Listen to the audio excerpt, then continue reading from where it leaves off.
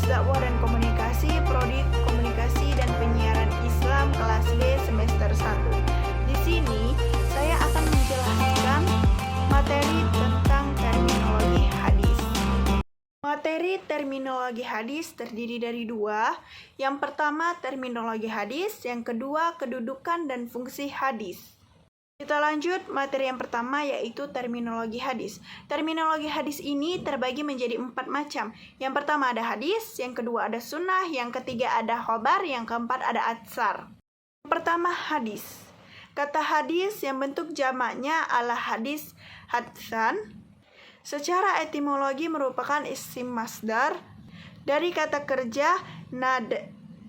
Hadasa yahditsu hadisan, yang berarti komunikasi, cerita, percakapan baik dalam konteks agama maupun duniawi ataupun dalam konteks sejarah atau peristiwa dan kejadian aktual.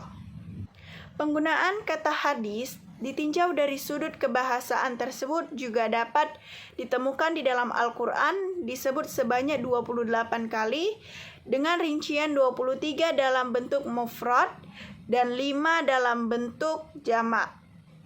Menurut Azami, penggunaan kata hadis dari sudut kebahasaan dalam Al-Quran antara lain ialah: pertama, ada komunikasi religius, pesan atau Al-Quran sebagaimana terdapat dalam surah Al-Zumar ayat 23. Allah telah menurunkan perkataan-perkataan yang baik, yaitu Al-Quran. Dalam hadis Nabi yang diriwayatkan oleh Al-Bukhari, sesungguhnya sebaik-baiknya hadis atau cerita adalah kitab Allah, Al-Quran.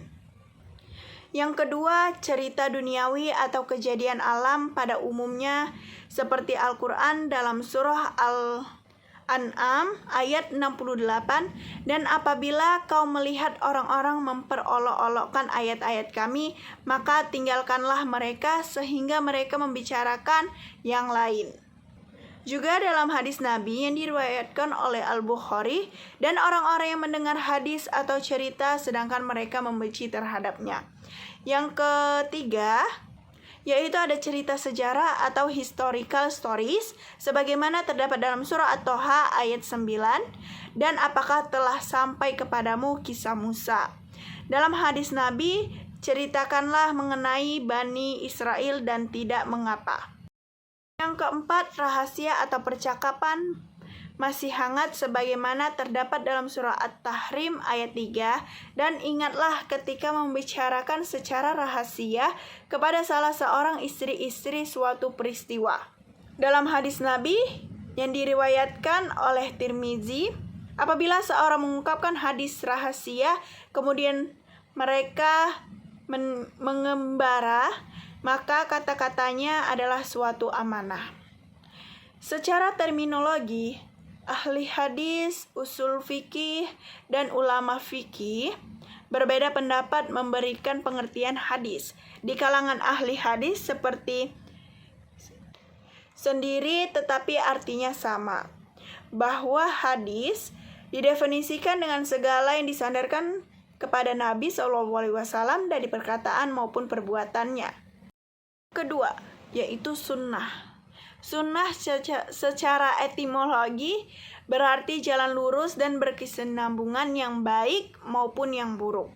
Sebagaimana yang dapat dilihat dari perkataan Rasul, barang siapa yang merintis suatu jalan yang baik, maka ia akan memperoleh pahala dan juga pahala orang yang mengamalkan sesudahnya.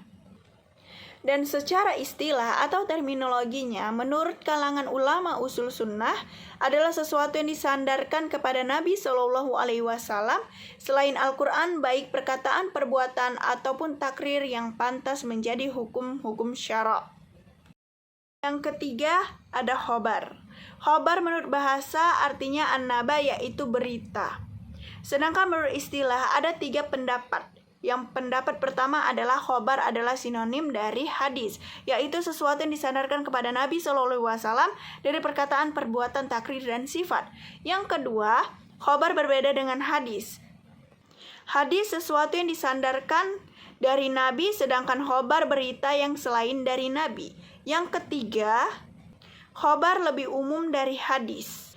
Hadis sesuatu yang berasal dari Nabi, sedangkan khobar adalah sesuatu yang datang dari Nabi atau selain Nabi orang lain pendapat ini. Maka seorang ahli hadis atau ahli sunnah, sedangkan menurut tinjauan Islam sebagaimana dikemukakan oleh Ibnu Hajar Asqalani, khobar adalah hadis-hadis yang termasuk marfu, mauquf, dan maktuf. Yang keempat, ada atsar. Atsar secara etimologi berarti bakiyat al-sai, yaitu sisa atau peninggalan sesuatu. Sedangkan pengertian secara terminologi ada dua pendapat. Pendapat yang pertama, atsar adalah sinonim dari hadis, yaitu segala sesuatu yang berasal dari Nabi SAW. Dan yang kedua, atsar adalah berbeda dengan hadis, yaitu sesuatu yang disandarkan kepada sahabat dan tabi'in yang terdiri dari perkataan dan perbuatan. Selanjutnya yang B, yaitu kedudukan hadis. Pada masa Rasulullah SAW tidak ada sumber selain kitab Al-Quran dan Sunnah. Di dalam Allah Ta'ala terdapat pokok-pokok yang bersifat umum bagi hukum-hukum syariat, tanpa pengamparan rincian keseluruhan dan percabangannya, kecuali yang sejalan dengan pokok-pokok yang bersifat umum, yang tidak pernah berubah oleh bergulirnya waktu dan tidak berkembang lantaran keragaman manusia dan lingkungan dan dari tradisi masing-masing.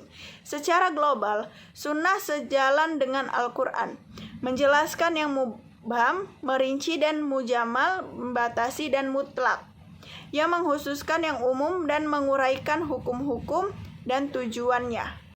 Uraian ini sudah dijelaskan bahwa dari segi keberadaan sebagai wahyu dan sumber syariat yang wajib diamalkan, isinya sunnah sejajar dengan Al-Quran dari segi tingkatnya. Ia berada di samping Al-Quran karena ia berfungsi menjelaskan sebagaimana Allah berfirman Subhanahu wa Ta'ala, dan kami turunkan kepadamu Al-Quran agar kamu menerangkan kepada umat manusia apa yang telah diturunkan kepada mereka dan supaya mereka memikirkan. Surah An-Nahl ayat 44. Penjelasan sunnah terhadap Al-Quran sebenarnya merupakan objek kajian usul yang tentunya dibicarakan secara luas dalam buku-buku usul fikih.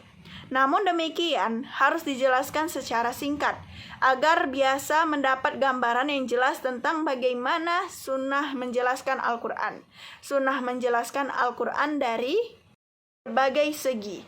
Ia menjelaskan ibadah dan hukum yang bersifat global. Allah Subhanahu wa Ta'ala mewajibkan sholat kepada kaum mukmin tanpa menjelaskan waktunya, rukun ataupun jumlah rakaatnya. Lalu Rasulullah SAW menjelaskan melalui praktek sholat beliau dengan pengajaran beliau kepada kaum muslim tentang bagaimana pengajaran melaksanakan sholat dan tata caranya.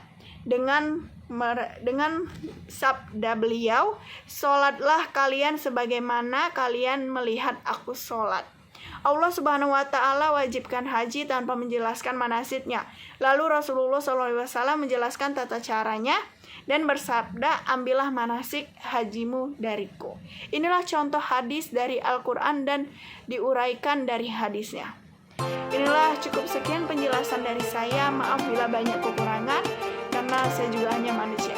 Sekian dari saya. Assalamualaikum warahmatullahi wabarakatuh.